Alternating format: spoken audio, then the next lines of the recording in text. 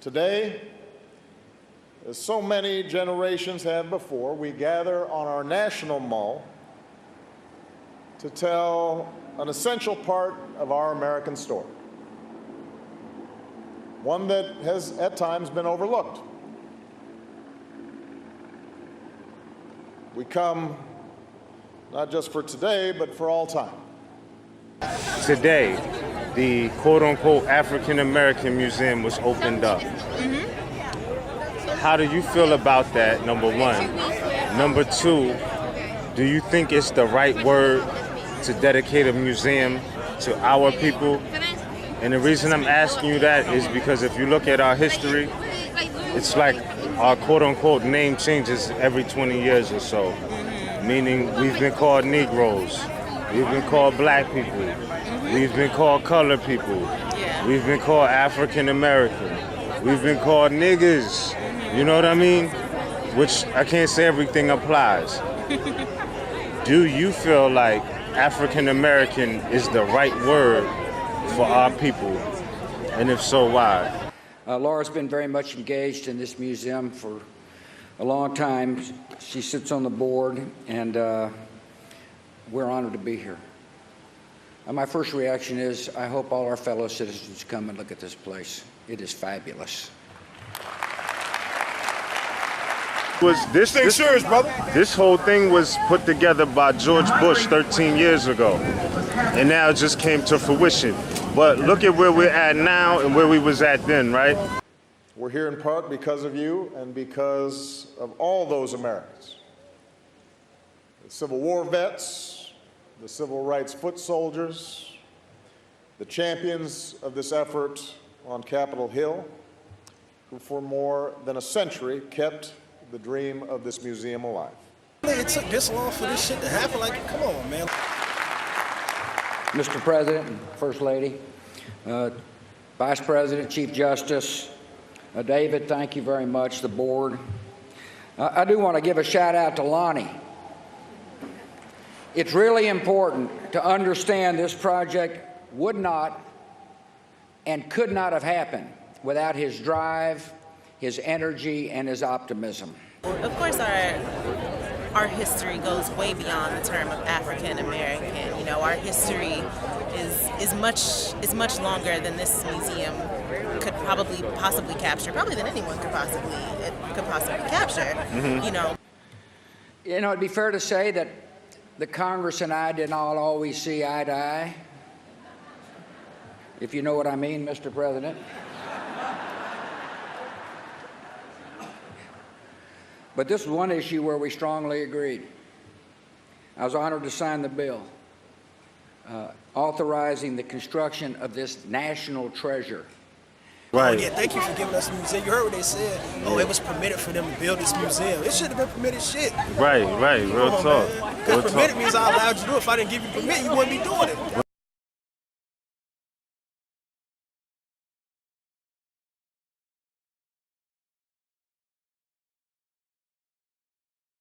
And I'm pleased it now stands where it has always belonged, on the National Mall.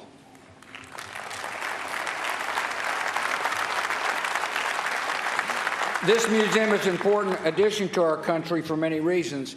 Here are three. First, it shows our commitment to truth. Great nation does not hide its history. It faces its flaws and corrects them. I thought an interesting comment was made when somebody said to me, I heard somebody say, where's Mandela? Well, Mandela's dead because Saddam Hussein killed all the Mandelas. He was a brutal tyrant that divided people up and split families, and people are recovering from this. So there's a psychological recovery that is taking place, and it's hard work for him, and I understand it's hard work for him. Nelson Mandela's given name, Holy Hlahla, literally means tugging at the branches of a tree. But at school, he was given the name of another famous leader. When I went to school, the lady teacher, Miss Mdingane, asked, what is your name? I told her my African name, Holy Hlahla. She says, no, I don't want that one. You must have a Christian name. So I say, no, I don't have one. She says, from today, you are going to be Nelson. So henceforth, he would be known to the world as Nelson Mandela. Great nation does not hide its history. It faces its flaws and corrects them.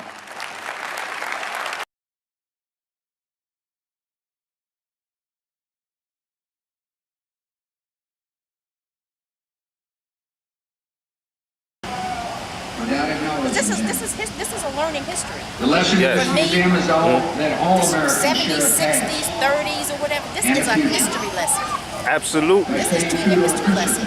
And hopefully I would hope that people look at this museum and see all that's there, see all that we have accomplished, how powerful we are, and look even further, be encouraged to look even further into it, to go back further. And like I said, I haven't been inside myself, so I don't know how much they try to get at that our history is much longer than just our time here. Yes. But I'm hoping that people are encouraged to explore that even more from the sense of pride that they get. Yes. Now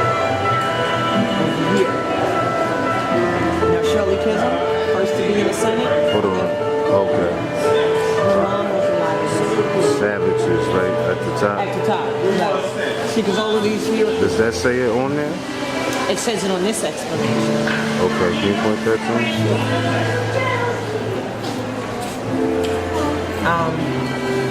Right here.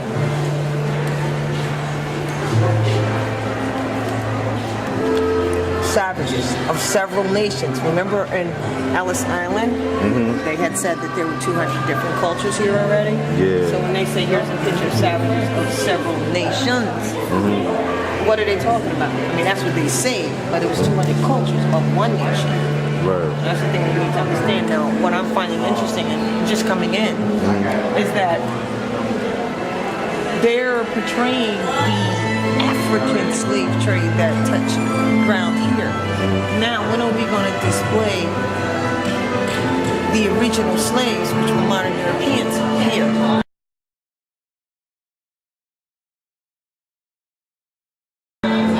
You say around here, we talking North America, right? Yeah, North America. Northwest You know, Submission. that story has to be told. Right on. Because then that will help us understand why they even did and felt and what they did. Because the African slave trade came in on the fourth leg of their conquest intent. Fourth leg was the enslavement of African slaves. You won't know that unless you go to Ellis Island, and that's where you'll see that at. Indeed. Remember? All right, let's get to some more. Hold on. Say that again. Shirley Chisholm. She's from Brooklyn. I didn't see that, and it was the first person to be in, I think it was a Senate position in 1972. That is sister right there. Point it out. Shirley Chisholm. With the peace sign up? Yes, with the peace sign up. This is in the 72. Now, my mother was living at that time, so I remember how proud and how much she really, admired the fact that this sister was in these positions. I'd like to have your opinion of what's happening in this country. We can date back to even George Lincoln Rockwell, John Kennedy, Martin Luther King, Medgar Evers. You can go right on through them. Bobby Kennedy, George Wallace. People are being shot down in public life. Do you have any observations on that? This country is moving in the direction that Rome moved before it fell.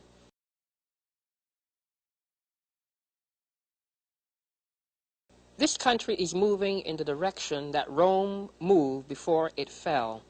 What I have come up with that we are under now is the Nazi German Judeo-Christian European alliance of the Holy Roman Empire that does all of this damage under the name of the United States of America. And the people of America, the true Americans,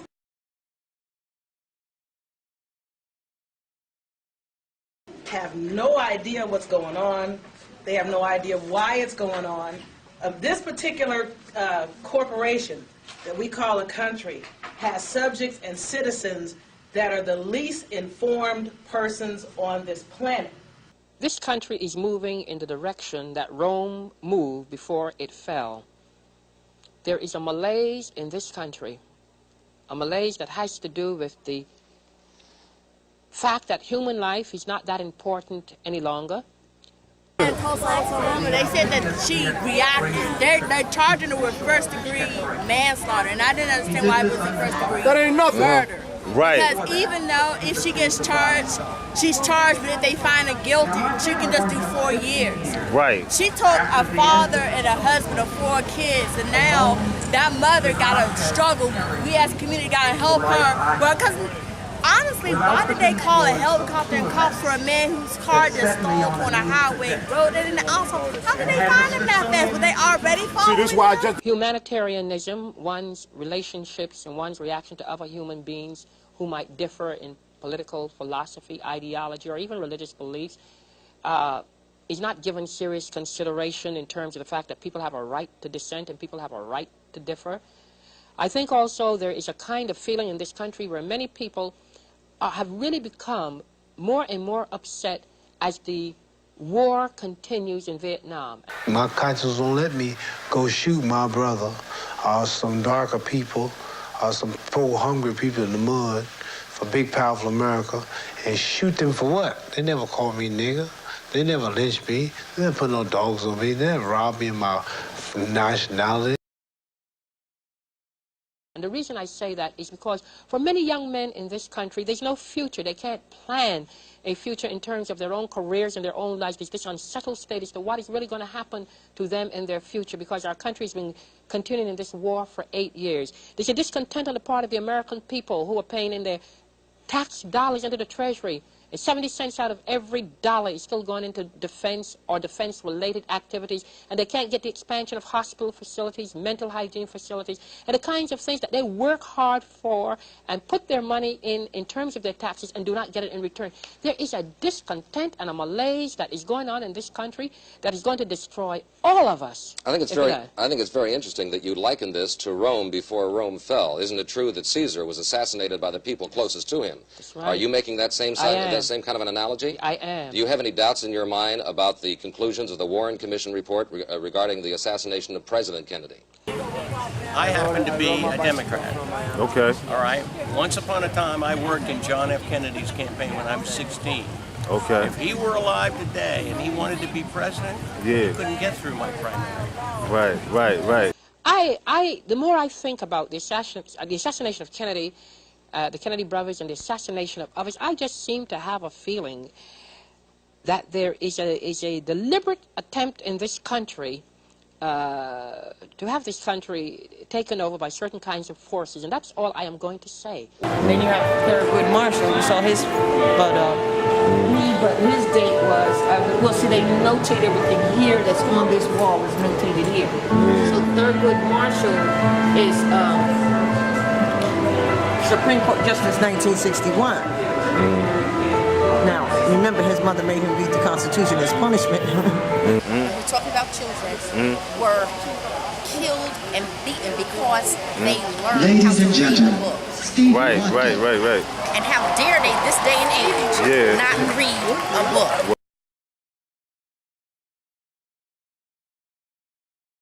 All that information on the internet. And you look back at what Rosa Parks, all of them went through, Martin Luther King, all of them went through for us to be standing here today. Right. And you won't read your history.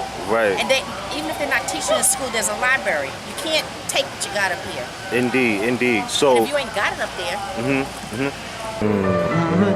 When she came in 72. For me, the 70s, 60s, 30s, or whatever, this is a history lesson. Absolutely. This is truly a history lesson. Now, I also noticed this magazine called The Crisis. Did you see it? 1918. Now, here it is right here. Right here. 1918. It's called The Crisis. Okay. Crisis. And that's what the NAACP calls their magazine, The Crisis. Oh, really? Yes. They don't, I don't know if they even print it anymore. It doesn't say NAACP, so I'm not sure that is the one that might be the prototype they came from, because it doesn't have it on it, but everyone knows that the NAACP originally was the NEGRO movement. Right on.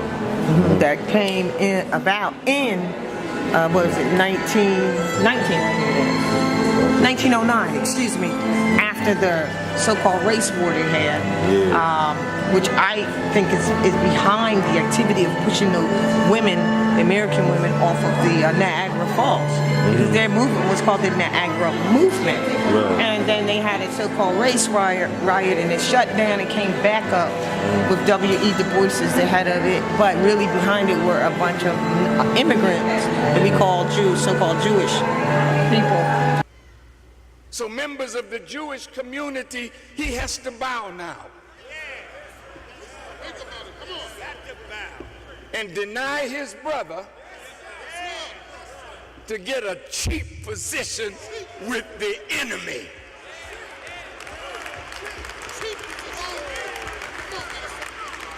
And in the charter, it says that they cannot own land. To this day, all of the people who are in an NAACP, if they go to their local charter, asked to read it, it still maintains that same fact. This is why they always have to rent a room or rent a building. They cannot own any property. So we know that that can never change the economic situation of our people. We agree to that. So, and is that because they're in the status of Negroes? Most of you Negroes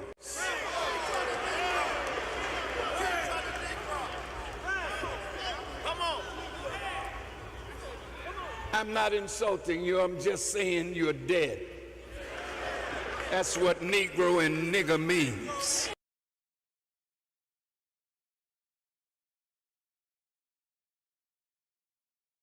That's because the charter that they signed and agreed to, yes, it is because of that, but the charter that they signed and agreed to, which still stands today, also included that status position in it to ensure that even once you found out that you're not a Negro, colored, or black, right, that if you're in that group that seems to be doing so much for the people but cannot own property, so therefore they can't have the economic situation of the people at all.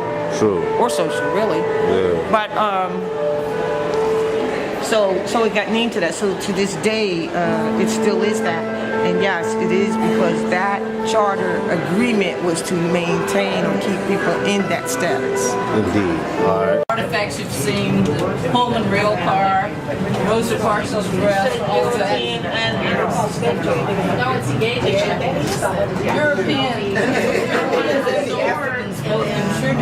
Oh, their participation in it. Their participation in it, yeah. One side is Europe, you'll see, the other side. Exactly.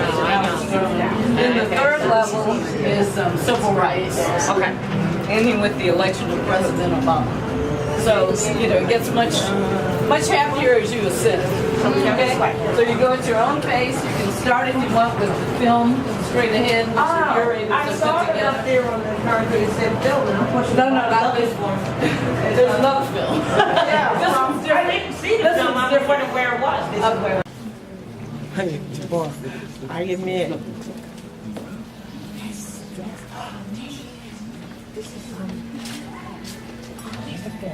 I have that picture. Oh, do you? Yes, I do.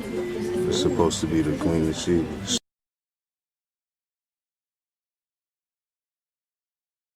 Hey, Barb. I admit I am thinking of the purchase of slaves, but I must be mum. Well, how can we do without sugar or rum? Say that again. I admit I am sickened at the purchase of slaves. Do you know where the word slave came from? It actually came from the word Slav. Slav. The Slavic people in Central Europe. They were enslaved during the Middle Ages. Every time they'd lose a war, everybody would round them up and enslave them. Slav. Slavery. It didn't become race until much, much later.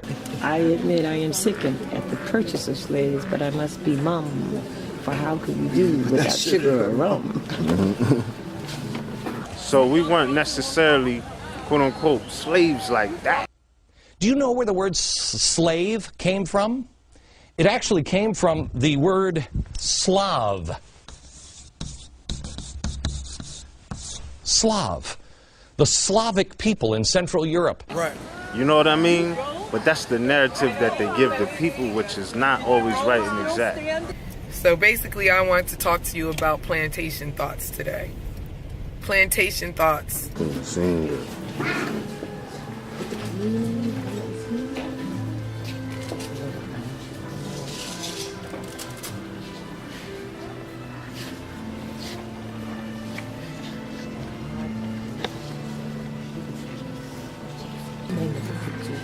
She was on the green and the crown, and I thought she was No, Queen.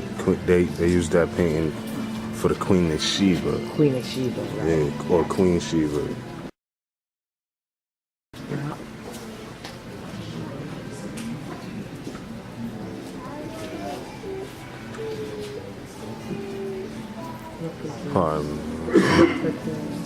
Oh yeah. Beautiful.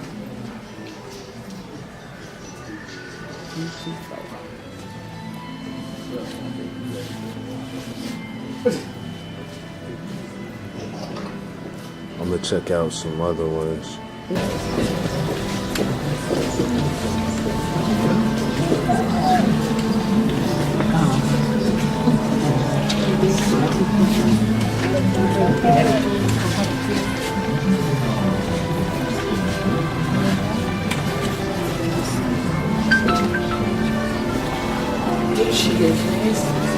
Hey ma, yeah, I'm finishing. Look, come check this out. Just read that first paragraph. In the 1400s, Africans did not see themselves as African. You can stop right there. Now this is what the deal is. The people that are the true Americans in this country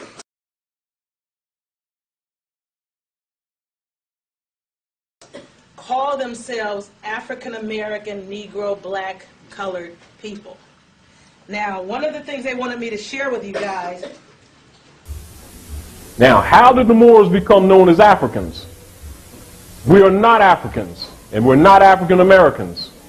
Scipio Africanus, a Roman general, was fighting the Barker Bey family, which you know as Hannibal, Hasdrubal, etc.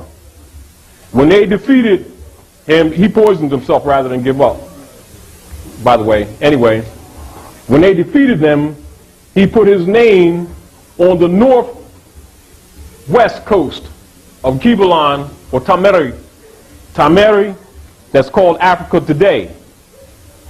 Do you understand? Not the continent. Near Tunis, Algiers, what you call Morocco, the kingdom. You understand? Kingdom is subordinate to empire.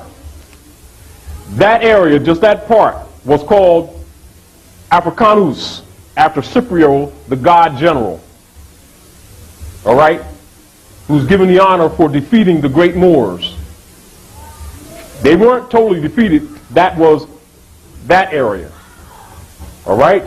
Now you got to also look at these. I'm giving you different points of history so that you can look into them and see yourself and see the motives of how you got where you are. You can stop right there. And just for the record, where we at right now?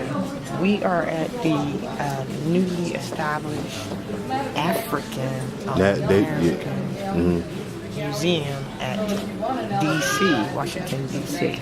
And in North here, American continent. on the continent of North America, our ancestral state, and they telling you sleepy-headed Moors, in the 1400s, Africans did not see themselves as African.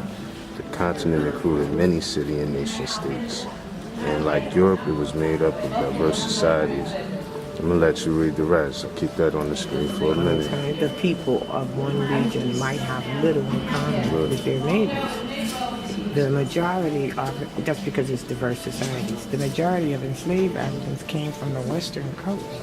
These regions were known for their centers of learning. There came a time in 1506, after we lost power in Spain. The Africans ruled Spain from 711. We were calling ourselves Moors, M-A-U-E-R-S, then M-O-O-R-S. From 711 until 1485, 774 years, when we built and brought into Europe the university system, building the University of Salamanca, S-A-L-A-M-A-N-C-A in Spain, a copy of the University of Genève from ancient Ghana, which was equally a copy of the University of Sankore in Tombouctou, which the French later called Timbuktu. Now, look, if you want to read it, read Stanley Lane Poole's The Moors in Spain, written in 1887, or Alejandro Macaziza. Read his book in Spanish, The Moors in Spain. Military prowess. The military hold on Spain was African. Now let's look at the Africans and the Arabs, that combination called Moors in Spain. Vast empires and diverse faiths. They treated with societies as far away as Asia and Europe. See, slavery was everywhere, and we literally mean everywhere. When I saw on the screen the Leo Africanus, we realized there was gold in Africa. Yeah. Let's read this. Well, in the 1400s, slavery was everywhere. The trade in gold, salt, and spices far exceeded the trade in slaves. Remember, I told you we mine for sell your tissue salts out of the earth. Yeah. That's why they would say you're the salt of the earth. Look at that. Slavery was not based on perceptions of race. But I asked the other day when we were in these meetings, does anybody know how slavery started? We know the ending. How did it start? I mean, nobody came in and said, hey, everybody, let's have slaves. That doesn't sound like that could happen. The real insidiousness lies in the fact that it all started small and advanced into one of the worst scars in American history and global history. Well, in the 1400s, slavery was everywhere. I mean, it's a human atrocity. And it's happened time and time again. At first, slavery wasn't full-blown slavery. In fact, in the early colonial America, it wasn't slavery, it was indentured servitude. Now, what is indentured servitude? Well, indentured servitude is not the same as slavery. I mean, there's some important differences here. Slavery was a temporary status. In theory, indentured servitude is like that, but indentured servitude promised a light at the end of the tunnel. Because after your contract with the master was up, you got what were called at the time freedom dues. That was usually a little bit of land and a gun. Most important part of freedom dues was freedom. Slavery was a temporary status. Indentured servitude was a common practice throughout the globe at the time. The English, the Spanish, the Portuguese, everybody was using this indentured servitude. It was like slavery, but not quite, and it's not an American problem. It's a human problem that happened all over the world. Slavery was everywhere. Now, there were criteria on which people were used as early indentured servants. But here's what's not taught. If I said to you, was it a white man or a black man that was the master and the indentured servant, you would say it was like this.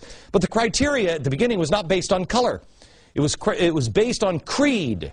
It was non-Christians that were used as servants. It was non-Christians that were used as servants. I told him my African name, Khorislas. He says, no, I don't want that one. You must have a Christian name. It was non-Christians that were used as servants.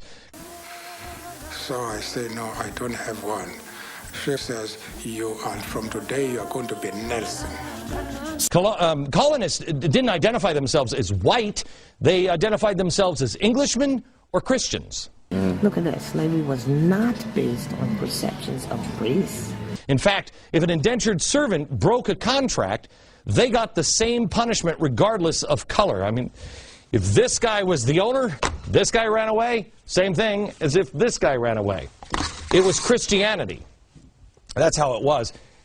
And if you were Christian, you just said, I accept Jesus, you could get out. I honestly don't know why more people didn't say, I accept Jesus. You really didn't want to do it. You hike? Only on the days I'm not in church. Oh, who's your pastor? Oh, Bishop Don Magic Wand. Never heard of him. Good. Now, do you know who owned the first state-sponsored slave in America? Who owned? Who was this guy that puts a slave? You know who it was? His name was Anthony Johnson, except he wasn't a white man. He, believe it or not, was a black man. You ever heard that? How did a black man own a black man? Well, let's start with him. Before he was an owner, what was he? He was an indentured servant. He was a black indentured servant, not a slave. He worked in Virginia, 1621. It's recorded in the census. His name was Antonio. It just recorded his first name and his race. Well, he wasn't considered a slave. He was an indentured servant. He decided that he was going to become an owner. He changed his name to Anthony Johnson. And in 1640, Anthony and his wife bought a plot of land and hired, not slaves, because there weren't slaves yet, he hired indentured servants. Slavery was a temporary status. Slavery was a temporary status. Slavery was a temporary status. Whoa, talk to him.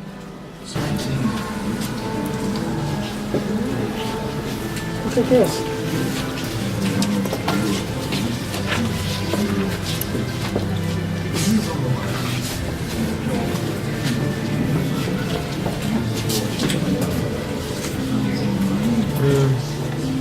The Atlantic Creoles, people of African descent who moved easily between cultures and across landscapes, often born in port cities. They were multilingual and familiar with the international trade. They served as liaisons, interpreters, diplomats, and missionaries. As cultural mediators, they effectively navigated all sides of the Atlantic world and helped it come into being. This fluidity demonstrates that status was not yet firmly tied to ideas of race during this early period. This fluidity demonstrates that status was not yet firmly tied to ideas of race during this early period. Got him. All right, let's keep it moving. In your face.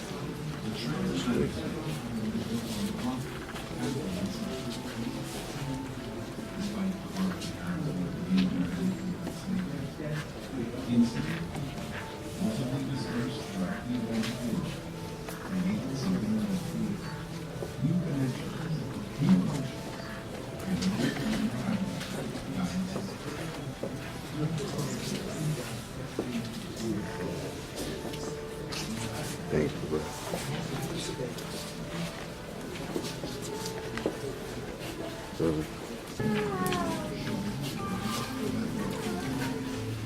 Look, check this one out.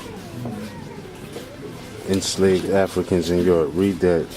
There's a lot of this one right here. Enslaved Africans in Europe. This is interesting. Because the slave owners in Europe distinguished themselves from slave owners in Americas, whom they saw as inhumane. However, this did not mean Europeans considered slavery immoral. In fact, fashionable Europeans owned enslaved African children as well-dressed attendants adorned in restraining collars. In Europe and the Americas, slaveholders found many ways to justify slavery, including church-sanctioned interpretations of the Bible. The Lord said, "The fear of ye and the dread of ye shall be on every beast of the earth." Good evening from New York. At a meeting with Palestinian leaders in June 2003, then President Bush reportedly having claimed that God told him to go to war. Mr. Bush reported as having said, quote, "God would tell me, George, go and fight those terrorists in Afghanistan, and I did. And then God would tell me, George, go and end the tyranny in Iraq, and I did." Our fifth story on the countdown, it turns out that God received a rather hefty assist from Donald Rumsfeld. Newly released memos showing that Mr. Bush's defense secretary, having placed on the cover of his daily reports to the president biblical passages. In Europe and the Americas, slaveholders found many ways to justify slavery, including church-sanctioned interpretations of the Bible. And corresponding war imagery that carefully framed the mission in Iraq as nothing less than a Christian crusade. You know, I'm leading with the evangelicals. I'm a good Christian, and I'm leading with the evangelicals. The dangers of sectarianism are greater than ever. Whatever we once were, we are no longer a Christian nation. How did this country get to be a Christian nation? I've read a lot of quotes from all the founding fathers. There are a lot of quotes that explicitly say we're not a Christian nation. And I want to tell you something. Christianity, and I put it in the same vein and sometimes in the same sentences, Christianity is being chipped away at in this country. In this country. It's being chipped away at, and I'm not going to let it happen. And even if we did have only Christians in our midst, if we expelled every non-Christian from the United States of America, whose Christianity would we teach in the schools? Would it be James Dobson's or Al Sharpton's? In Europe and the Americas, slaveholders found many ways to justify slavery, including church-sanctioned interpretations of the Bible. Which passages of Scripture should guide our public policy? Should we go with Leviticus, which suggests slavery is okay, and that eating shellfish is an abomination? Or we could go with Deuteronomy, which suggests stoning your child if he strays from the faith? Or should we just stick to the Sermon on the Mount, a passage that is so radical that it's doubtful that our own Defense Department would survive its application? When people talk about we need a temporary ban on Muslims until we find out what is going on here, okay? There is total outrage. When people talk about Christians and Christianity, there's no outrage. The world is going to be the world, and the church is going to be the church, and you have to understand the difference. The Supreme Court is there to make a decision based on constitutional rights and legalities that fit all Americans.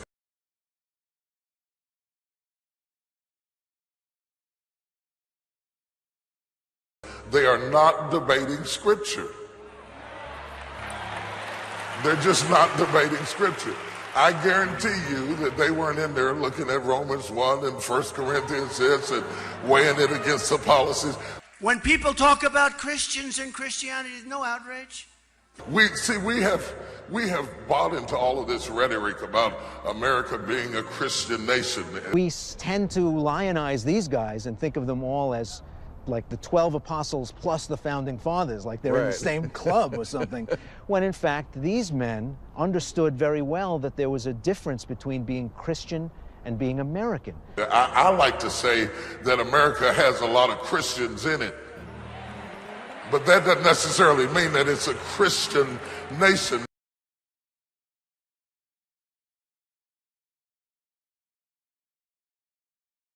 This is not a theocratic form of government. I was in Trump Tower. I pointed down to the sidewalk. There were people walking on the sidewalk.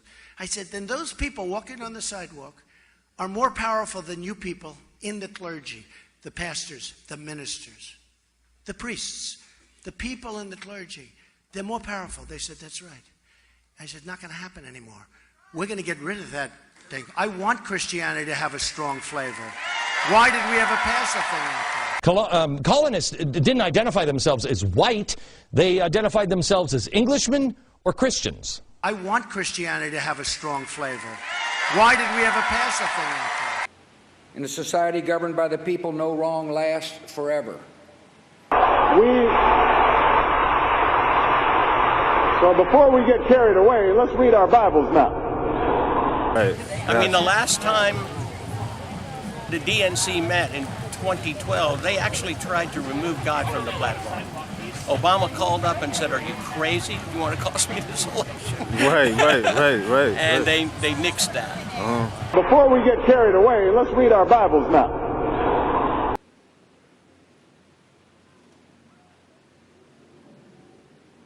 Scripture promised that if we lift up the oppressed, then our light will rise in the darkness, and our night will become like the noonday.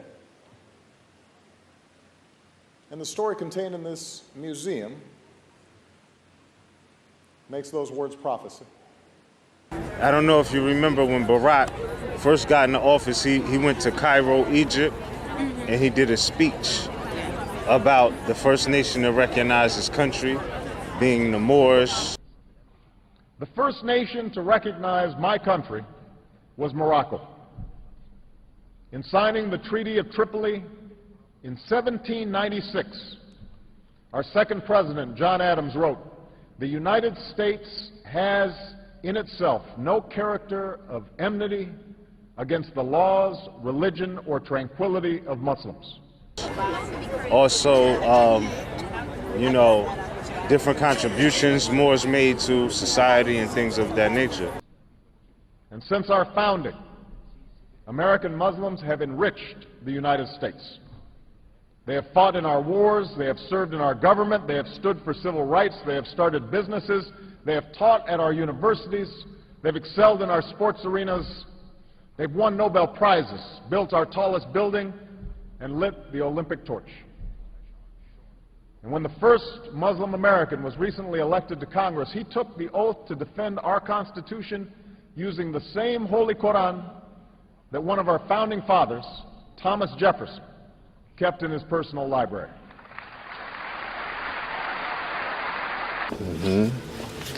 Over here, you can put the rust that America Vespucci found on the land unexplored. It doesn't mean that it's there. You know what I mean? Well, and they admit that natives were here, so how can they be the Americans if the natives are there? You know what I mean? It says that he was an Italian explorer, Can you just move down just a little bit? cartographer. He proved that Columbus did not travel to Asia, but rather reached present-day Brazil and the West Indies, what they call the West Indies. In 1507, for the first time, a map maker included the word America on a map of the Western Hemisphere in honor of Vespucci. Okay?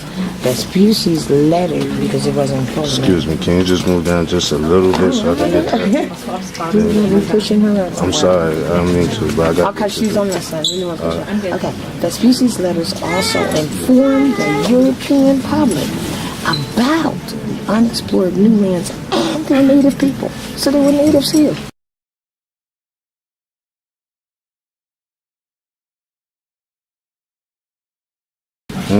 It's not hidden.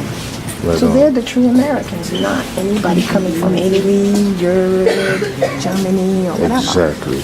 Well said. I'm going to hit another wing. And one other thing.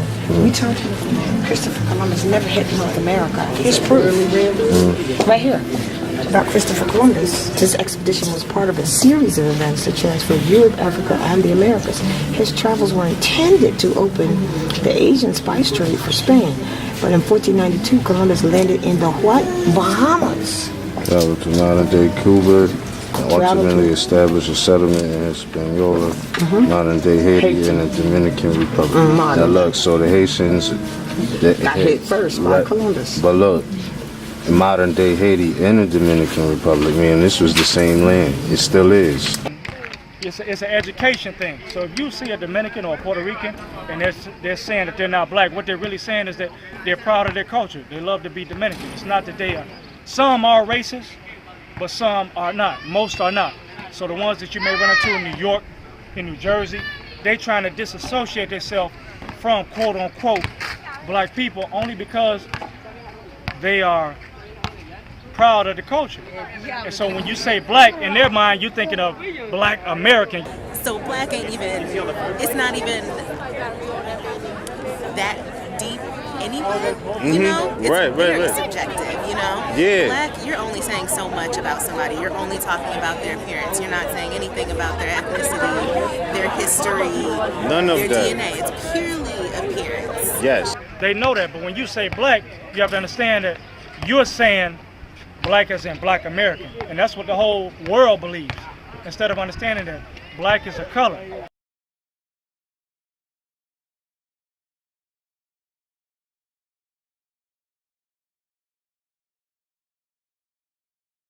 So many of these people know that they're African descendants, but many of them, they deny that.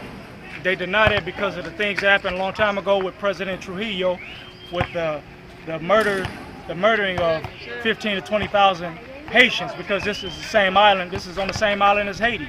So there's a big dislike, or there's a big controversy, or there's problems between Dominican and Haiti. Exactly. You know what I mean? Exactly. So they're the same people, really. And all of them died. Here it is. This is affirmed at Ellis Island that the disease they brought killed the people. Here it is. Yeah. The people of Hispaniola had died from disease and abuse, prompting the import of African slaves to replace their labor in the sugar fields, because when they came, they brought disease. Absolutely. This tells you why certain books are actually rare books. We're talking about stuff printed 1747. Now this guy right here, Yukasa Graniosa, which is an African prince who was freed though. He became a slave, so he began. Apparently, from this, it's clear, and I'm going to read it. It's short, but it's clear that because he was freed by a Calvinist minister who taught him to read, taught him Christianity and to read, he felt kind of beholden to him, and so he wasn't against slavery so much. He served as propaganda for the slave trade. So, I've never heard of this guy. This is interesting. Yukasa Graniosa, or James Albert, so that's the tag name they put on him. Well, yeah, they gotta hit him with a nom de guerre in history.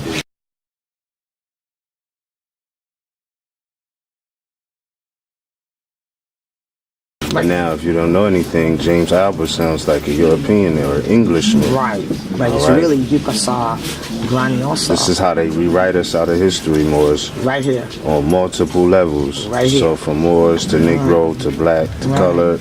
It's the same thing with Ukasa Graniosa. That sounds, that has a whole different vibration than James Albert. Twice you referred to the Negroes as the so-called Negroes. Twice you referred to the Negroes as the so-called Negroes. You find some fault with this description, I gather. Mr. Muhammad teaches us that Negro is a term that was applied to us during slavery by the slave master. Right. Which is why it was important to strip the names. So they and change give the Moors name. nom de guerres, and then call Moors things that they're not. Right. African American, Negro, black. And this is a part of the strategy. Look at this. Was born in what? Present-day Nigeria around 1705. So that lets you know that Nigeria wasn't called that. Exactly. That's a corporate veil put on the land where Nigeria is. Now, this happened around 17... Right, niggas, right. But now look. 1705. Kidnapped he was. He was kidnapped and shipped to Barbados. Now, he was kidnapped and named James Albert. See what I'm saying? Put a name on him. Right? He was shipped to Barbados. He was purchased by a Calvinist minister who converted him to what? Christianity. Colonists didn't identify themselves as white. They identified themselves as Englishmen or Christians. I want Christianity to have a strong flavor. Why did we ever pass a thing like that? Moors and I Christians. already know what the Christianity's intent is, to kill all those who wouldn't convert. That's the intent. It's right in the Intercartera Divina, 1493. You can see it. It's documented. So he taught him, this guy who kidnapped him, how to read and write, and then he freed him in 1747. That's when he published a biography to support his struggling family and expose racial discrimination. That's 1747. That's a rare book right there, right? Perhaps because he was beholden to the man who sponsored him, who also was the man who kidnapped him and taught him Christianity. He was not critical of the slave trade. His work served as propaganda for the slave trade. Word. Cool. Hold on, say that again. The first object which saluted my eyes when I arrived on the coast was a slave ship. And you can't touch the shores unless you down. Do a treaty with us and we entreat that you trust and respect our boundaries. Waiting for its cargo. Alaruda Iquiano, 1789. This is advice to a Christian that's supposed to be pure. Right here. Oh, ye nominal Christians. I'm a good Christian, and I'm leading with evangelicals. Might not an African ask you, don't you this from your God, who says unto you, do unto all men as you would men should do unto you. Because, that's Aliudu Ikuana again in 1789, because it was the Christians that was allowing the slavery to happen. See, and that's it. People want to read the Men such as who partnered one of the largest slave trading houses in colonial North America, transformed their profits into position and power. Lowering yourself. But the condition of the child is based on the mother. Rose says Virginia Civil Code 1662. They adopted that fact. Because here's the question that was asked. Whether the children brought here by any Englishmen upon a Negro woman should be slave or free be enacted. Children shall be held bond or free according to the condition of the mother. Power greater than any on earth, one who loves his children and meant them to be free. Children shall be held bond or free according to the condition of the mother. James Baldwin once wrote, "For while the tale of how we suffer and how we are delighted and how we may triumph is never new, it always must be heard." For while the tale of how we suffer and how we are delighted and how we may triumph is never new, it always must be heard. I'll tell you a story, if I may. Many years ago, when I first came to London, I was in the British Museum, naturally, and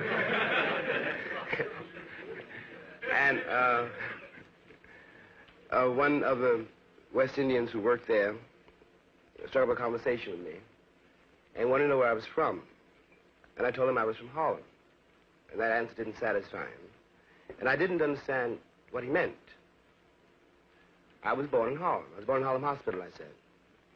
I was born in New York. None of these answers satisfied him. He said, "Where was your mother born?" And I said, "She was born in Maryland."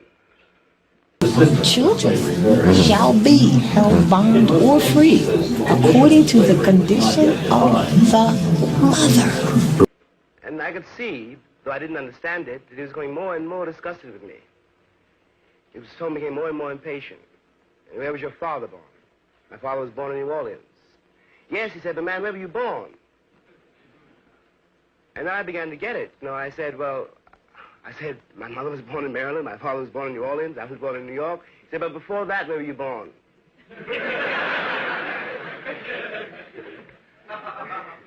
And I had to say, "I don't know." And I could see that he did not believe me. I tried to explain, there's no way for me. He said, "Don't you care enough to find out?" Children shall be held bond or free according to the condition of the mother. The older children help the younger children. Number two, we were absolutely not integrated with modern Europeans. Number three, we were way smarter.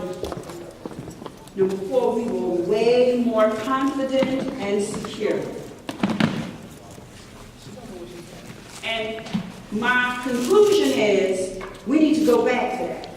Because the only reason that you have people in these institutions calling themselves teachers when the last thing they're doing is teaching. They get in there and get at your babies for a paycheck. These people, some of them, have no business having access to the children. Well, they're telling you the truth in this particular piece of history, but they're not teaching this history in the schools. No, right. You put it together real quick. So, like, for those who might consider homeschooling their children, Yeah. Would you suggest this? This would be it, right? Oh. One of many places, but one of many, but there's so much here to get the truth aligned about the immigration of modern Europeans to this American continent.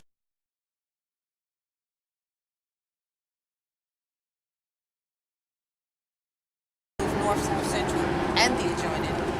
Because one of the things that I have found is that children intuitively and naturally, they love to learn.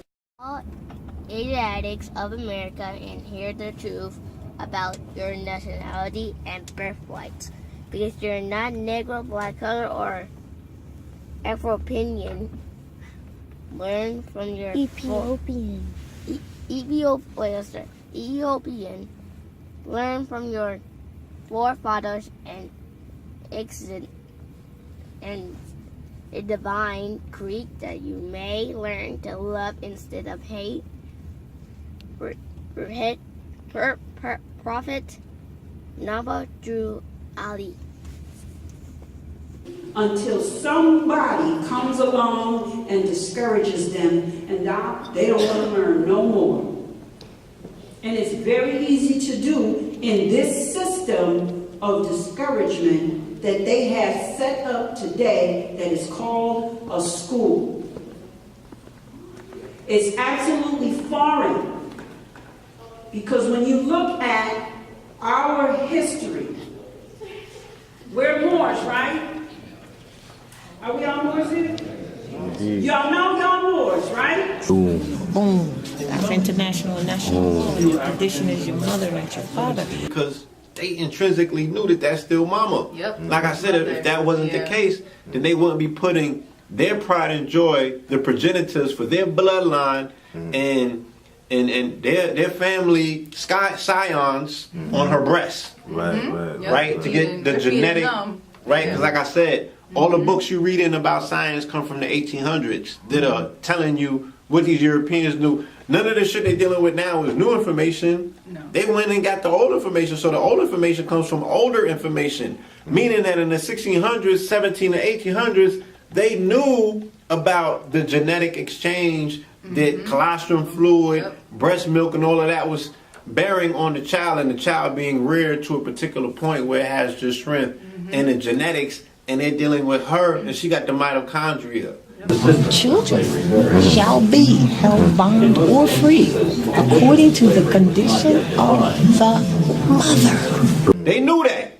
Right. So them scientists knowing that, giving you all of the falseness afterwards with eugenics, but them scientifically knowing what they knew, then you gotta understand, they had to have a relationship with her to allow her to rear the baby, not through raising him like they doing in Park Slope and shit, pushing carriages. No, we're talking breast milk. Okay, we're talking colostrum fluid, formulating his brain, giving the calcium and the nutrients for his bone, creating his whole structure, his being. His blueprint. She was responsible for that. That's what they trusted her with. And this is what happened when patriarch came in. It destroyed the nature's law of matriarchy, which is based on what your mother, you are what your mother is, not what your father is. So this is what that was. We supported those facts. Absolutely. True indeed. And that still holds today. Enslaved men, women, and children often worked in a variety of trades. As domestics, craftsmen, dock workers, and local vendors. All right, come on, we can't. You're gonna like this one. Had more opportunities. Only by you're gonna love this one. Only by fixing a perpetual brand. Remember, we got branded. What did we get branded with? Negro, colored, and black people. You know, because we never was no niggas. That's a word that's used to describe our own wretchedness. And we perpetuate it now because it's dead. I'm not insulting you, I'm just saying you're dead. That's what Negro and nigger means. That word's dead. We men and women, we come from the first people on the earth. We're not Negro colors or black people. We're Native, Aboriginal Americans. Instead of just American, they said No, let's not just call them Americans. They should be labeled. Let them know their place, that they're always going to be Africans. I looked in every phone book in Africa. I didn't find one goddamn prior. I saw one familiar name, J-Bo Walker. I called that up. They say he's in Arizona. They're always going to be from that continent. No one calls anyone a continental name. I am not black. I'm dark skinned. Yes, who cares? So when I go in class and I sit down and someone wants to share something and they say, as an African American, it's very prideful for them, I realize, but do not label yourself before you start talking. Police and brutality all around the world, they label you. They tell you that African American. When you go to the news, they say African American. Do they call them white Americans? No, but they call you black American. Why do they do that? Because you let them label you.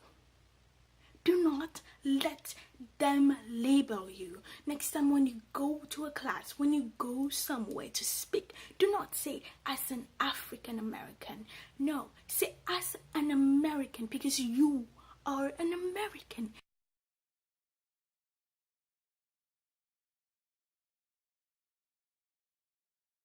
And that is it. Not a black American, not a white American, not an Asian one, not a European one, not an African one. Okay? Or South American one, or a North American one. Stop labeling yourself. It is just destroying you. And your kids will come up to the same situation. Children shall be held bond or free according to the condition of the mother. They're telling you that you do not belong here, but this is your home.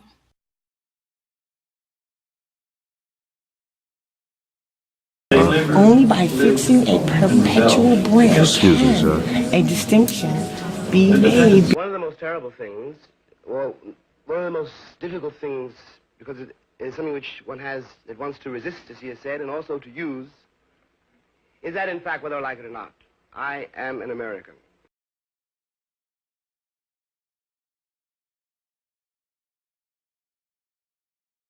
Now, that is not, I'm not Lyndon Johnson, and I'm not saying that as, I am an American. I don't mean that, no. Alas, I mean something very different.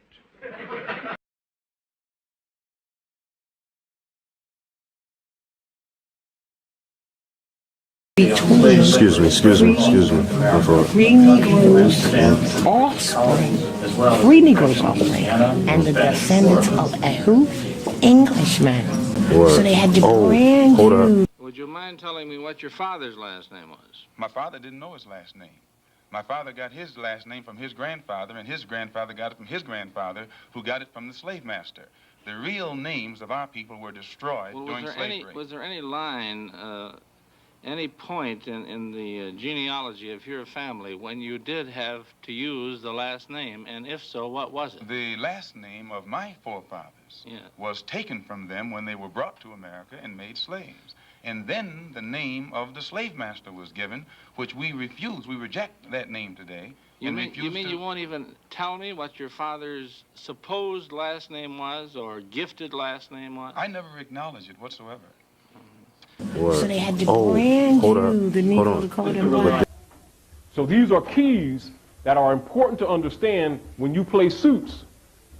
Because if you play suit in a fraudulent position, the suit really has no jurisdiction, no power in the jurisdiction, because it's subordinate to one who owns it. It, not you, it. Only by fixing a perpetual branch can a distinction be made. Because Negro, black, and colored was coined by the European sons in order to distinguish human chattel property from the human family who had national names like every other civilized being. So they had to brand you, the Negro, to call them black. But this one is going to blow your mind. Hey, tell me how you came to get such a Roman name as that. Tell me how you came to get such a Roman name as that.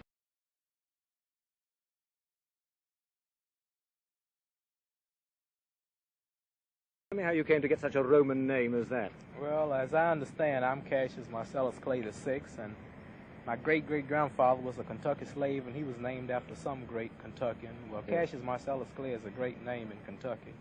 And really, where he was from or where it was all originated, I couldn't tell you. But since I've reached a little fame in boxing, most people want to know where I'm from and where did I get that name. But really, I haven't really checked on it. So I see that I'm going to have to go look into You'll have to look it up. See what it's all about now that I'm getting a little interviews. Why don't you like to be called Clay anymore? No, Clay was not my name.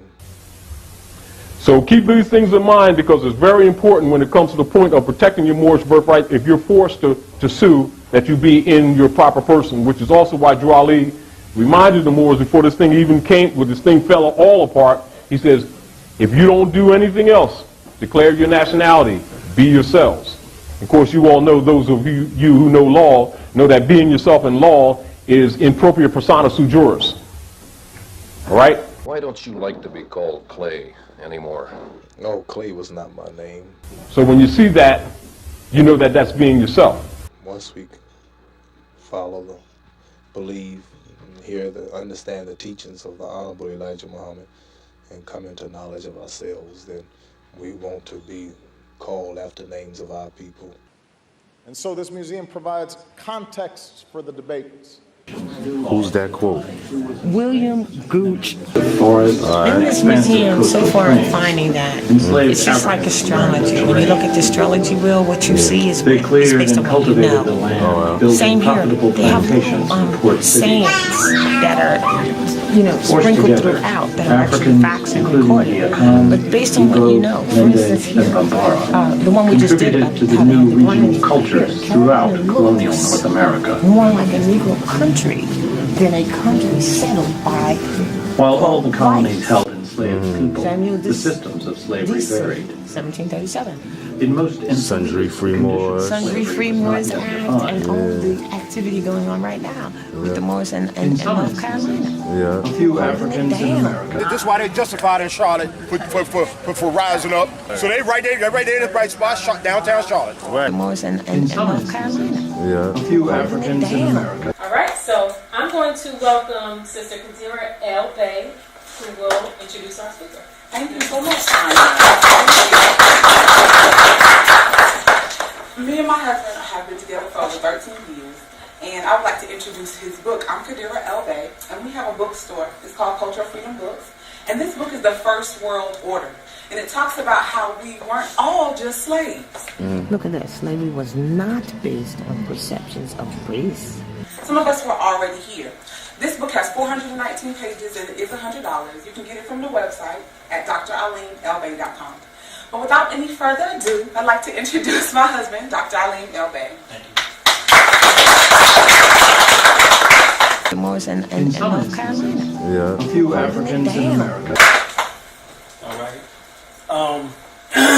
Make sure everybody can hear me. Is that, I'm good? Yes, sir. Okay.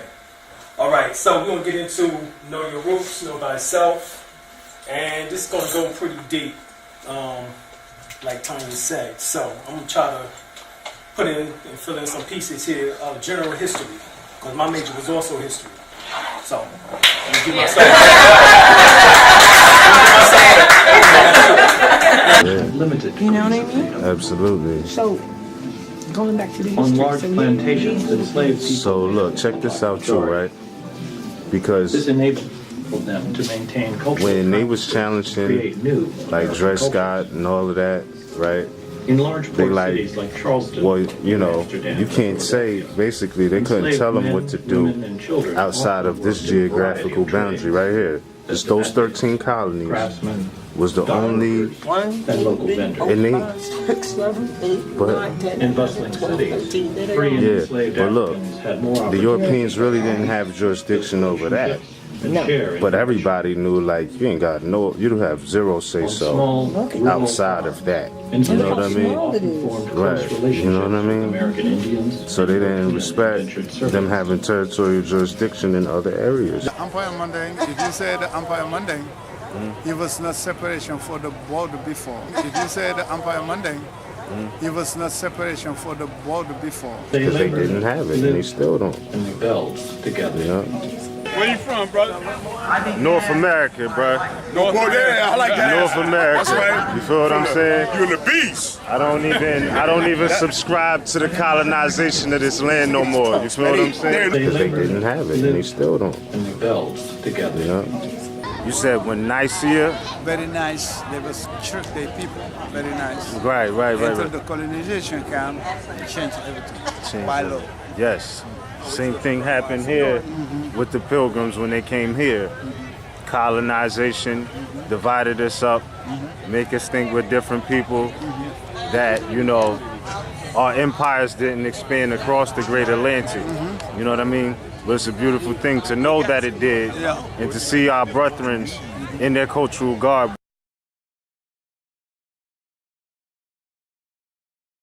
And Africans became black, and Africans became black, and Africans became black, and Africans became black.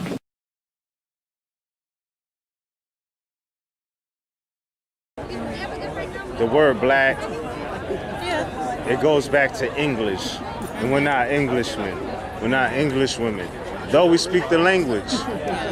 Because it's like this, I could speak Chinese, that would never make me Chinese. And Africans became black in colonial North America, in colonial North America, in colonial North America. Wow. Just caught that. The race-based system of slavery was cemented into law. It was fundamental to the growing colonial economy and would prove instrumental. Did you just hear what he said? In the founding of the United States. Africans became black. I know. Yeah, that's crazy. I know. It's right in here. I know. They're talking about endangered European slaves as well. They were both slaves. That's Yeah, we've seen these pictures. When Africans arrived in colonial North America, they encountered different environments and varied. Where do we see the sadness Catarina? From rocky coastline. Where do we see the sadness Catarina? From rocky coastline. From rocky coastline. From rocky coastline. From rocky coastline. Almost want to say I saw this in Nature Knows No Color Line, but I don't think it's in there. It's somewhere on the internet, though. Yeah. Excuse me. Can't get this. Cultivated the land, building profitable plantations in port cities. Forced together. While all the colonies held enslaved people, the systems of slavery varied.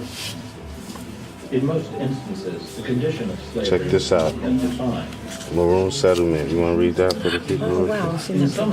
Enslaved Africans in Cuba, like those on other islands and in North America, escaped when possible and formed maroon or runaway societies.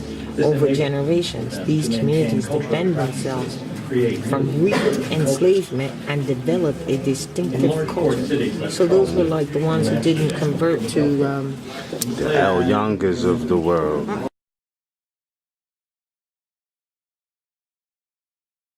Yeah, like Ayanga for the North American and actually the island. Cujos, many others.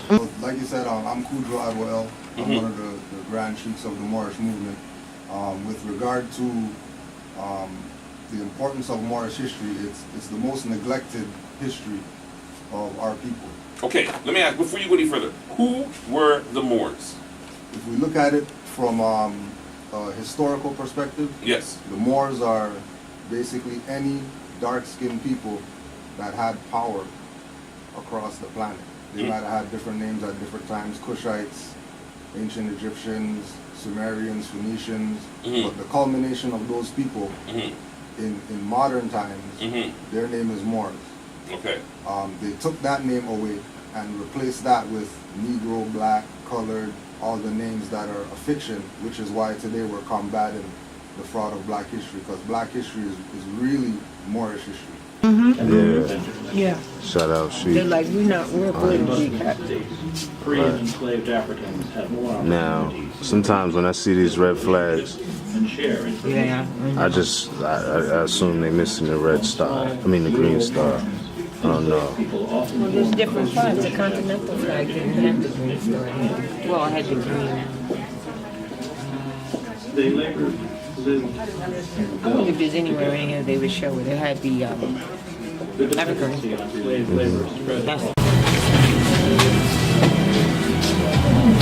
As the new nation continued to wrestle with slavery and freedom, African Americans. But as a demand for soldiers grew, the British offered enslaved men their freedom in return for service. The Continental Army soon followed. Freedom by any means was the order of the day. So what was who were the British fighting is what you need to think about, because they were trying to keep slavery. Yeah. Dunmore. Who's Dunmore? The first that we'll talk about is Dunmore's proclamation.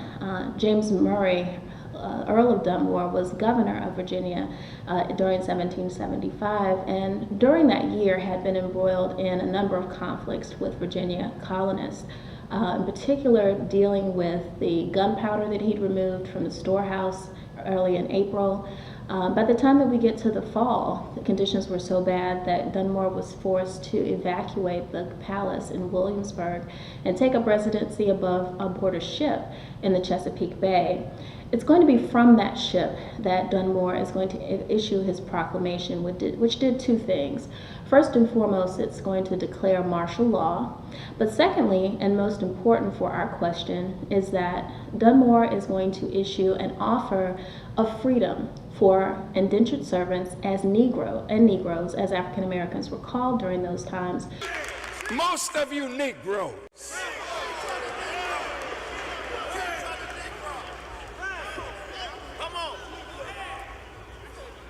I'm not insulting you, I'm just saying you're dead. That's what Negro and nigger means. Who belonged to the Virginia Patriots. So here we have a clearly articulated offer for freedom, for independence, if these people who belong to Virginians would pick up arms and come and fight for the British. Now, one of the questions that's important here is, why did Lord Dunmore do this? Was he an abolitionist? Was he seeking to end slavery altogether? The short answer is no. What you need to understand about Dunmore's proclamation is that he issued this as a military strategy in order to disrupt what was happening behind enemy lines, in this case with the Virginia Patriots. So there was no long-term desire on his part to free enslaved African Americans. It should be noted, though, as a result of Dunmore's proclamation, we know that hundreds of thousands of African Americans are going to flock to the British lines, and many of them will be able to find their freedom as a result of this. The next document that I wanted to discuss actually points to some evidence of an African American who took up Dunmore on his proclamation and decided to go and fight for the British. Troops and local seamen exploded onto the streets of Boston in 1770. At the helm was Crispus Attucks, a 47-year-old sailor and fugitive slave. He became the first casualty in the Boston Massacre, and his act of defiance marked the beginning of the march toward revolution. By April 1775, Massachusetts militiamen clashed with British troops, launching the Revolutionary War. Before the Revolution, many Africans were already experienced seamen on merchant vessels. Due to a shortage of manpower, both the Continental and Royal Navy signed Africans into service early in the conflict. During the war, they served in a variety of capacities, piloting vessels, building ships, and managing ammunition on board. Well, when the ship question is, why were they already experienced seamen? Because they've been seamen for a long time. Going back to the Going back. Exactly. Moorish sea rovers on the British, like, you know. Critical thinking. Yeah.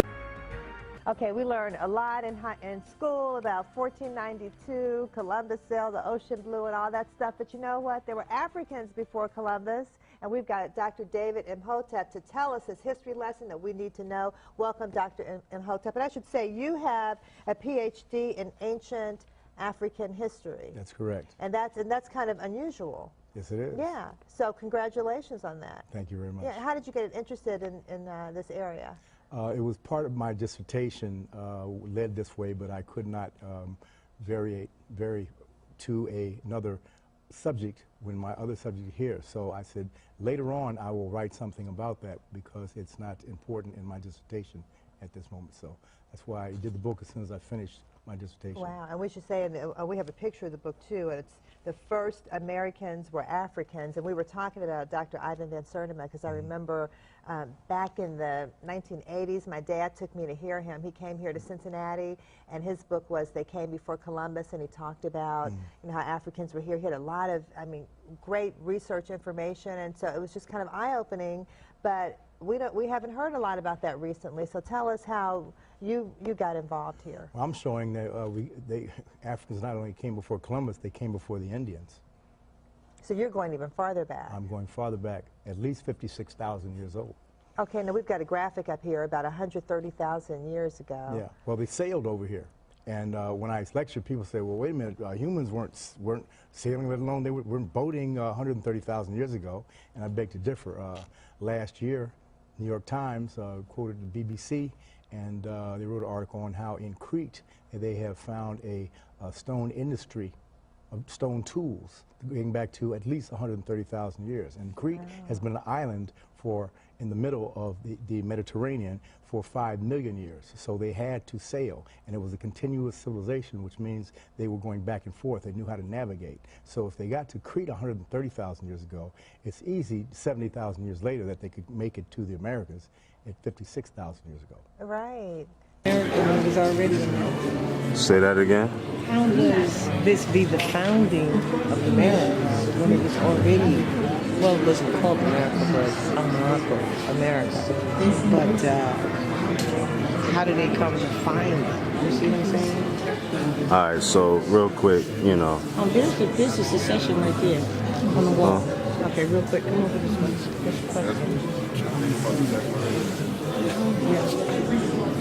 Kunta Kinte was running his ass off. And Kunta said, I got to be free. They cut off his foot. Kunta was like this. Fuck it. They cut off both his shit. He just...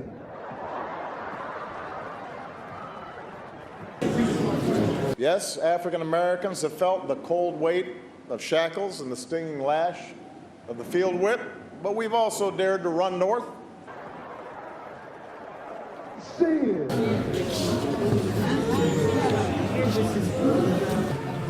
As the colonies moved towards war. Now everybody knows the colonies was trying to become free from something. British.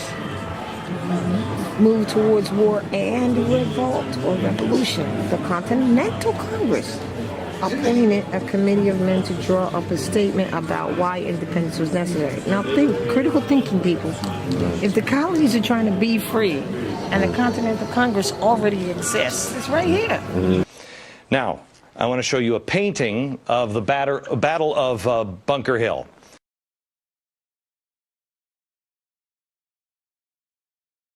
Here's the Battle of Bunker Hill. Bunch of white guys, right? Unless you know where to look. Right here. That's Peter Salem.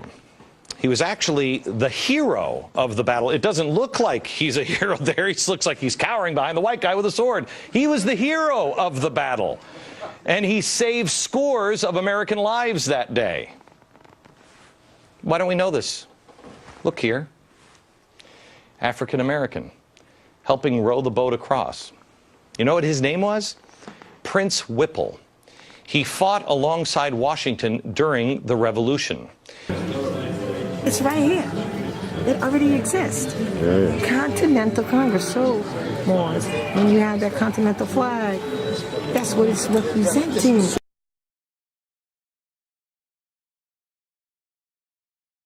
So what's the significance of the Continental Congress existing before? Because many people think that there was no government or no activity or anything of that nature here in the North American continent until the what they call the founding of America. They're only giving their perspective of the story. Yeah. And so this is what people believe, but it tells you right there. The colonies moved towards a war and revolution. This painting of, this is the Marquis de Lafayette. Without the French Navy and without Lafayette, we wouldn't be a republic. If you look at this, you just think, oh yeah, and then he made his slave dress up like I don't know what. But that's what you would think, right? This guy is incredibly important. This guy may have won the Revolutionary War. James Armistead was his name. How did he win the Revolutionary War? Double spy. I'm going to let David tell the story here in a minute, but basically the Brits thought that he was spying for them, but he was spying for General Washington. He'd give the Brits bad intel and reveal the good critical information to General Washington. Did you know this story? Why? Without the French Navy and without Lafayette, we wouldn't be a republic. I'm so tired of people saying, well, it was just the white people, white people, white people. No. No, why are we intentionally leaving others out? And the Continental Congress appointed.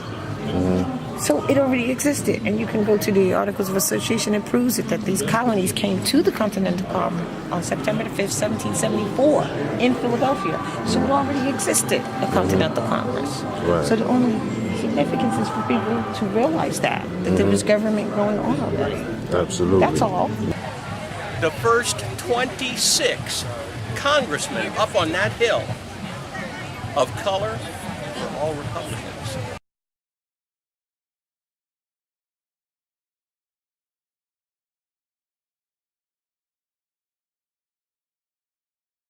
Do you think they teach that? Right, I never went to school in this country. They don't. That's why But I don't now, know. I appreciate. But they should, right? But they should, because when you're saying of color, do you mean like melanated people, my skin complexion? Because everybody has a nationality. To be specific, like, you know what I mean? If I put my hand on the back of his poster, yeah, you're going to discover immediately I'm not white. I'm just wasting hold on, say that again, bro. My fault. I am not white. Colonists didn't identify themselves as white. They identified themselves as Englishmen or Christians. Real talk. Just called Let's Move. See? Absolutely, I totally respect that. Now, put your hand on your shirt, by your shirt. Yes. I'm not black. There you go. I know Now that. No, I know that.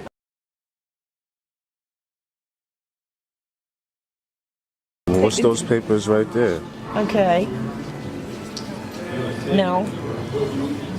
And in the, before we move to that, it says here, 6 men, a committee of 6 men to draw up a statement about the independence was necessary. Well, if you read the Articles of Association, that explains why they needed their independence. It's right there. It's a 1-page, 1.5-page document.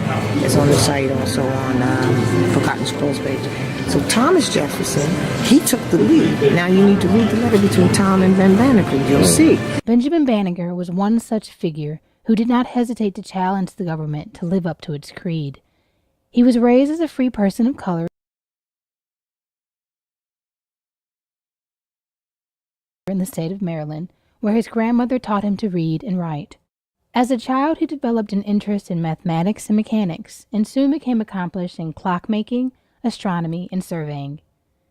In 1791, Banneker assisted Major Andrew Ellicott in surveying the new federal city that would become Washington, D.C. Egyptian architecture is all over D.C. It's everywhere. It's in Malcolm X Meridian or Meridian Hill Park, whatever you call it. It's in the buildings all around the mall. It's everywhere, you know. So, of course, our history goes way beyond the term of African American. You know, our history is much longer than this museum could possibly capture, probably than anyone could possibly capture. You know, like I said before, if we take a step back and say, hold on, our contribution is bigger than this museum. Okay, we built the whole thing. Benjamin Banneker Bey laid the math out of this place. He rose to prominence by publishing an almanac based on his own calculations. Banneker was long aware of Secretary of State Thomas Jefferson's views about blacks. Proud of his African heritage and confident in his abilities, on August 19, 1791, Banneker wrote Jefferson, including a copy of his almanac. He cordially reminded Jefferson that during the Revolution, he, Jefferson himself, called slavery an evil. How could Jefferson now support an institution he had once said he abhorred? Banneker wrote, "This, sir, was a time when you clearly saw into the injustice of a state of slavery, and in which you had just apprehensions of the horror of its condition. We hold these truths to be self-evident, that all men are created equal, that they are endowed by their Creator with certain inalienable rights, and that among these are life, liberty, and the pursuit of happiness. Sir, how pitiable is it to reflect that you should at the same time be found guilty of that most criminal act which you professedly detested in others, with respect to yourselves." Jefferson wrote Banneker back, briefly thanked him for his letter, but failed to answer Banneker's questions regarding slavery. Jefferson, like most whites, quickly cast aside the contributions of African Americans in winning independence from England. Jefferson replied, "Sir, I thank you sincerely for your letter. Nobody wishes more than I do to see such proofs you exhibit. Talents equal to the other colors of men, and that the appearance of a want of them is owing merely to the degraded condition of their existence, both in Africa and America. I can add with truth that nobody wishes more ardently to see a good system commenced for raising the condition of both their body and mind to what it ought to be. I am with great esteem, sir, your most obedient, humble servant, Thomas Jefferson." Banneker published the exchange in future editions of the Almanac, thus lending black and white abolitionists with another reference for their anti-slavery arguments. And the committee revised his work. Jefferson labored to define what freedom was and why separation from rule. England. This is proof that they themselves were trying to be separated from the British. All right. On American land, though. Okay. From England was necessary. As a slave owner, tyranny was not an abstract idea. Read the letter from Benjamin Banneker to Jefferson and you'll understand, because he decided that maybe it's a good idea to enslave the people after they got their freedom. Indeed. What we're working with right here. Now right here, this looks like the Declaration of Independence handwritten. Look at that. Wake up, America. I love you. Now, what would you say is the most important part about the Declaration of Independence? Freedom. Freedom? For all. For all. Life, For all. liberty, pursuit of happiness. Right. For all. That's all this is about. We're all created equal. There you go. There you Amen. go. And you're my brother. All right. Yeah, draft of the Declaration. Can you read what's at the top? Yes, it says, a declaration for, a declaration by. No, at the top. Determined to keep open a market where men should be bought and sold. The king, that's England, they wanted to keep slavery, remember that. But the slaves were the modern Europeans, not us. The king is now exciting those very people to rise in arms amongst us. That's right, because they never wanted them to be free. That's why. Draft of the Declaration of Independence, but it does say a declaration of the representatives of the United States of America in General Congress assembled. So if they're asking for freedom and they didn't have it, the General Congress assembled was already assembled. So what we're looking at right now is hold up, let me get the aberration right. All right, so this paper right here is the handwritten draft. Oh, it says here, let's look at this.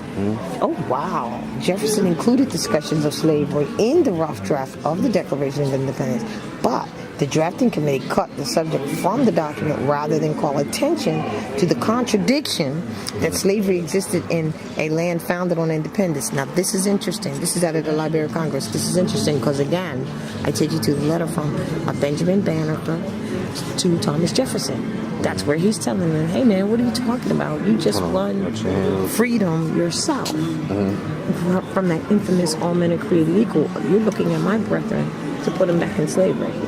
So that ties this truth in, all right? That's why he addressed it. No, just... Let's switch sides. Yeah, thank you.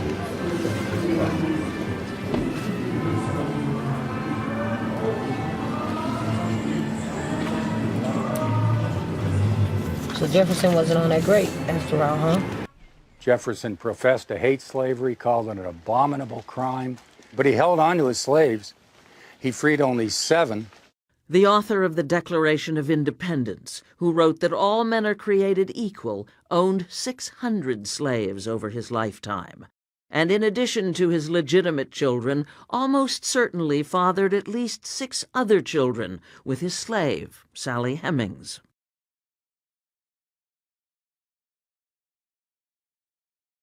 For generations, descendants of Sally Hemings have been telling stories implicating Jefferson as father of her children. DNA proof of a connection came in 1998.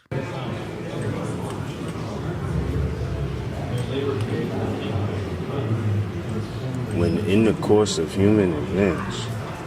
This is his handwritten draft. Oh my God, this is amazing stuff here. But as far as the masses are concerned, is that because it is based in divine law, the consequence of violating the Constitution, the retort, the recompense, the revenge is based in nature, not in you. So if they violate the law, you violate the law, Constitution law, it's already set in the atmosphere. So you can play games all you want to. That's what makes the United States really so unique, not what they've been telling you.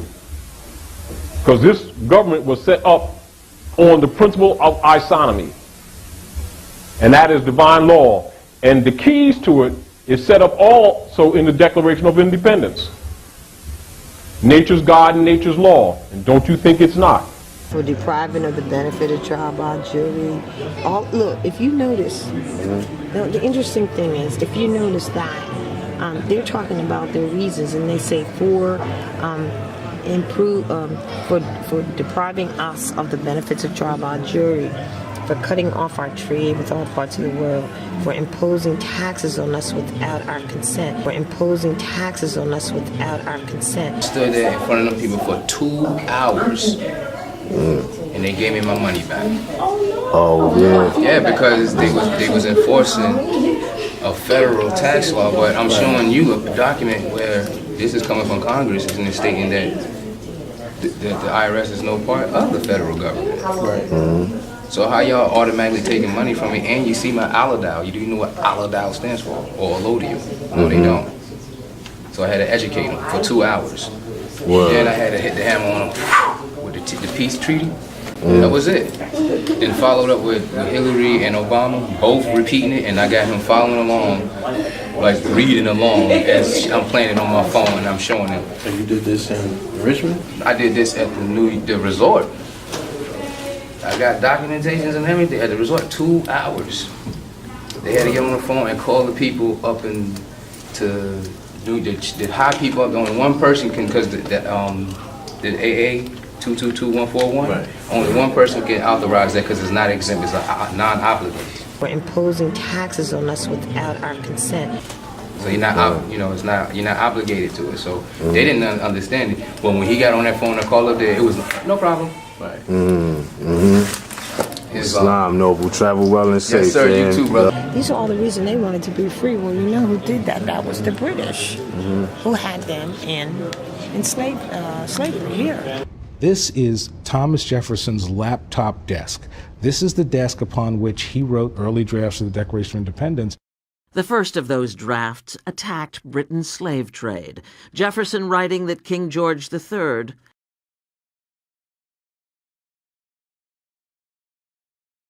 has waged cruel war against human nature itself. The Continental Congress took the phrase out. Alongside the rejected passage, the financial reality. Next to it is his farm book, and here is where he would list the births and deaths of the slaves. He would list the work that they did. So in some ways, it really gives us a full picture of the totality of Jefferson. But the thing is, in the closeness of the slavery situation is right after they, and really right before they actually got their independence. If you watch the movie, what's it called, of a Negro? Book of Negroes. You'll see in that documentary that while slavery is trying to be given to these modern Europeans here, they decide they're going to become slave masters. So it starts to interweave itself. You know, right? You have to know these things in order to catch it. Yes. The struggles for freedom that took place made our Constitution a real and living document. It's a beautiful thing to know the law. It really is. And I know that you're outside of law because you're acting outside of constitutional form of government. Tested. The point of this mission is the enforcement of our Constitution. And shaped and deepened and made more profound its meaning for all people. During the 1830s, Isaac Franklin and John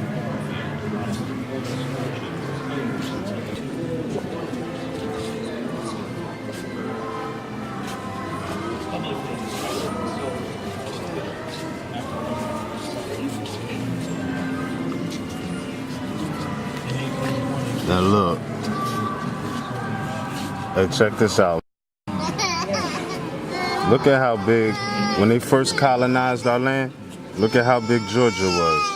Yeah. North Carolina, got big Virginia. It's called annexing. Just so I can say, oh, that's right. But that's what I was saying before. Tennessee, what they call in Tennessee, in North Carolina. I mean, because it's all, before the Pilgrims came here, this was all one land. Didn't have these names, these colonial names. So I would say the decolonization starts mentally with your connection to the land. Like this particular corporation that we call a country has subjects and citizens that are the least informed persons on this planet. This country has what you call the most staunch control of the media, but it appears to have the most liberal media in the world. And it really doesn't. At the end of the day, by the time we're done today, you're going to have a better clue of what that's about. Now, this is what the deal is. The people that are the true Americans in this country call themselves African American, Negro, black, colored people. Now, one of the things they wanted me to share with you guys. Are you mentally connected to the land? Yes. Territory claimed by Spain, because all of that was Mexico. Yes. You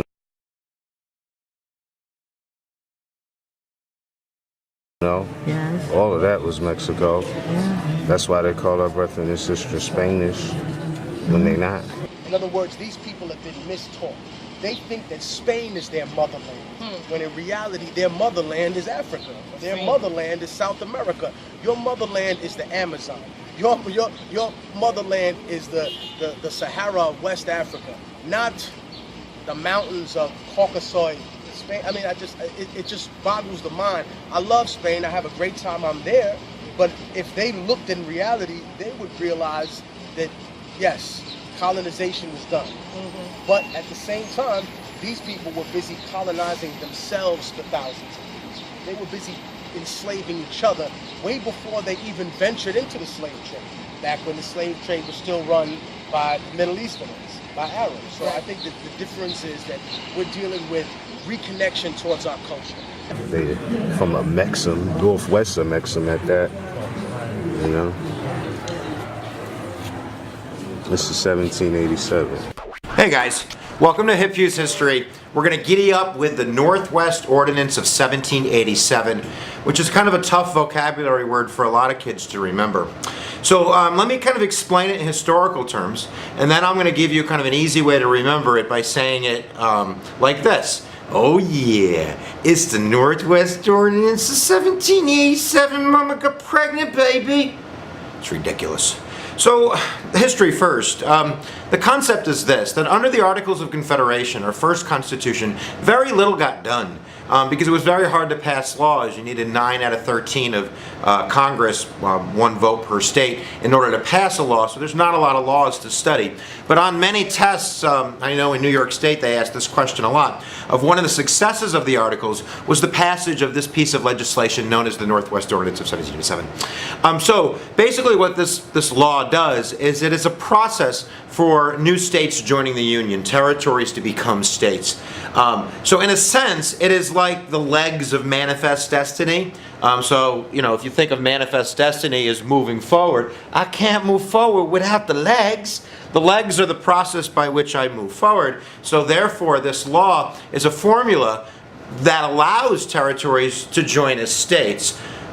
So in a sense, it's like the country is expanding. So to the point, oh yeah, it's the Northwest Ordinance 1787, Mama got pregnant. The concept is that the country in a sense is getting pregnant with new states. So when I say it all funny like, you are kind of thinking, I'm hoping, that the United States is birthing new states and growing. We're manifest destinizing ourselves, we're moving westward, and we're accumulating new states out of those territories. So I'd like to apologize to the Native Americans for the Northwest Ordinance of 1787. But look. So when the Treaty of Peace and Friendship was signed,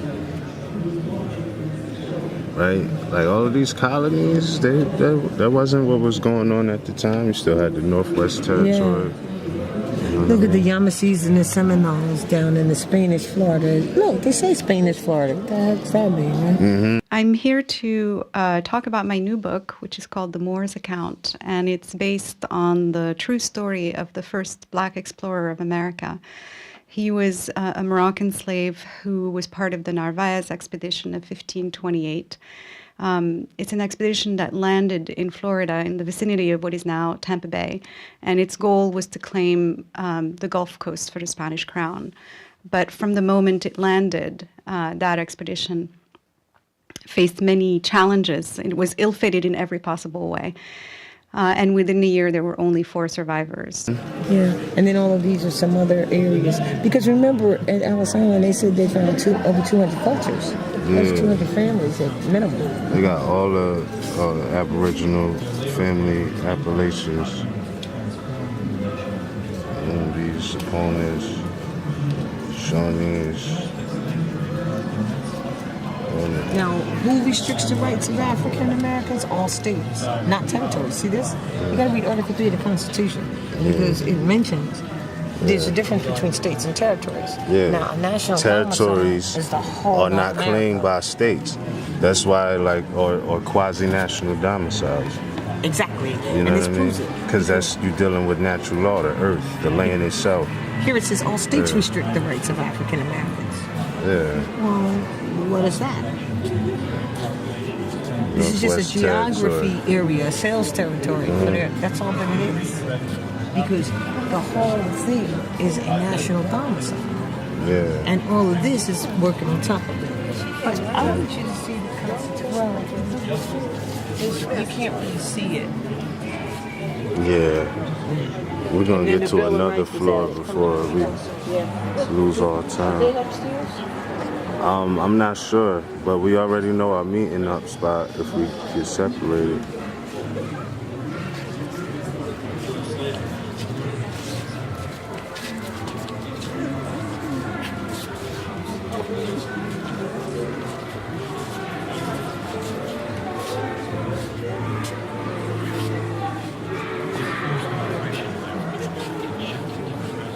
Join us in ringing a bell from the First Baptist Church in Virginia, one of the oldest black churches in America, founded under a grove of trees in 1776.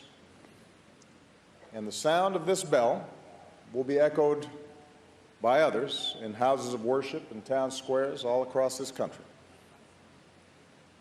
An echo of the ringing of bells that signaled emancipation more than a century and a half ago. The sound and the anthem of American freedom.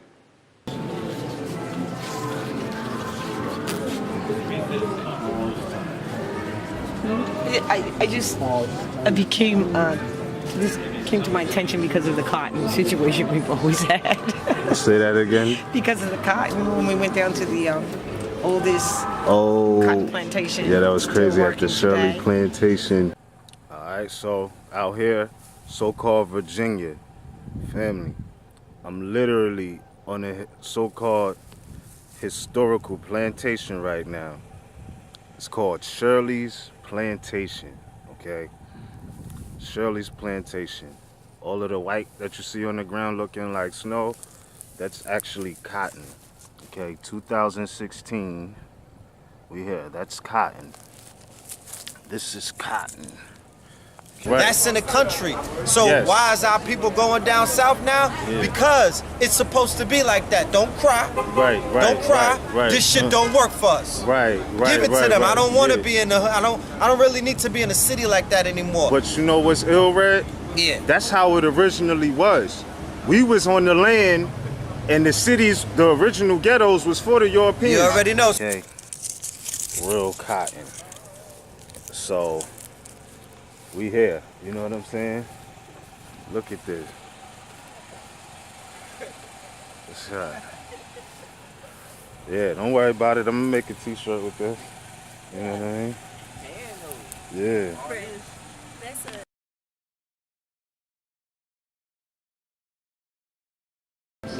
Ah, yeah. So it says the expansion of the cotton empire cemented slavery into American society and the economy. Producing is tied into reproduction. Yes. Producing is tied into produce. Yeah. So you're not producing produce. Black people, African American, Negro, colored, whatever you want to call yourself. You're not even producing produce. Ah, yeah. So it says the expansion of the cotton empire cemented slavery into American society and the economy. Where's produce being produced? In the rural places. Where's manufacturing taking place? In rural areas, not in cities. Warehouses and things of that nature take place in rural towns. We have to now have reverse exodus. Exodus meaning that there was an exodus from the country or the rural life into the city or to the metropolis. Fast forward, it became a killing field. It won't work anymore. Like The Europeans took our science, our mathematics, our master astrology, and ruled the world. We took on his idol god religions and fell. That's what your problem is. It's not emotional. It's not racism. It's scientific. And each new territory raised the stakes. Would it be slave or free? African Americans responded by enacting new visions of American Let me freedom. get some elbow. Year by year, state by state, territory by territory, African Americans used the press. I just realized that you should stop calling yourself an African American. You should stop calling yourself Black American. These are all things that are labeling to you. They label you. They tell you that this is who you are. So when they brought the go back to Africa regime, they will always include you in it. You are not African. All right? Public protest and freedom of movement and freedom of movement and freedom of movement to insist that slavery come to an end. So you must understand the instruments that are used to maintain the enslavement, because the slave can't be maintained because it's against nature. So the slave must be invited to participate in that construct. A license is an agreement construct for you to stop your waters. Now, from a scientific perspective, if you're going to kill a river and some people live below the flow of the water and you want to take their land, what is one of the things that you do politically in order to stagnate their development and growth. You build a dam, don't you? And you start regulating the water, right? And when you regulate the water that flows free produces fish, feeds the wildlife, nourishes the land, moves the sediment according to the moon to keep nutrients going to the land. When you stagnate it, then you get mosquitoes, leeches, and everything, and the water gets black, doesn't it? And you call it death, don't you? And you can talk that person into selling that land for a little bit of finance, or you can starve them out, can't you? It's called movement. So water that stagnates is called dead water, isn't it? But water that flows is called living water, isn't it? The license is based on that. It is to stagnate your flow. If you can stagnate the flow of a people, you can stagnate their economy. And if you can stagnate their economy, you can stagnate their life. If you stagnate their life, you control their family with just that instrument, and you stand back and just reap in the benefits. That's what the license is for. If you didn't know it now. And you need to examine it for what it is. Together, this combination of words and actions left their mark on the Constitution and on our practice of political participation, deepening and enriching liberty for all. Now, look. Now, am I wrong? Wouldn't this be a correlation? Read that again. It said freedom of movement. Yes, it's all right. There. There's many. It sound like right to travel to me. Yeah. All right. So we're dealing with some of the same matters. Yeah, no problem. You suppress in public protest. Yeah. Now let's talk about right here real quick. The Louisiana. Let's talk about it. Ooh. Yeah. Look. This is about. And they styling because some of the so-called purchase went up into Canaan land, but Louisiana Purchase was purchased not through bloodshed. Right. Purchase was given to them. I'm talking about half of America because of bloodshed, but on their side, they got beheaded, and they were getting their ass whooped in Haiti. Right. They was holding the coast down. They sold. How many acres was that? You good. Yeah, they don't show all of that. And this is why people need to know geography too. Look, the inhabitants of the ceded territory shall be incorporated in the Union of the United States and admitted with rights, advantages, and immunities of citizens. Now, hold on. That's really Louisiana Purchase. Well, I won't say that. When we look at it from astro position, you have Virginia. Virgo and Leo, but that's not what the purchase, though. I know that it wasn't, but I'm making the correlations as to why. The real thing is that ancestral estates can't be brought or sold or transferred. That's the point. You know what I mean? They can't be bought, sold, or transferred. Now you see how this is Leo. I'm sorry, I keep saying Leo because Louisiana Purchase, and then underneath it is really what was Mexico. At the time. Oh yeah. A Mexum, Northwestern Mexum. All right, so we're gonna move to another floor. What? There was a Louisiana Gazette in 1811. Yeah. The purchase was in 1803. Yeah. Wow. Yeah, we get back.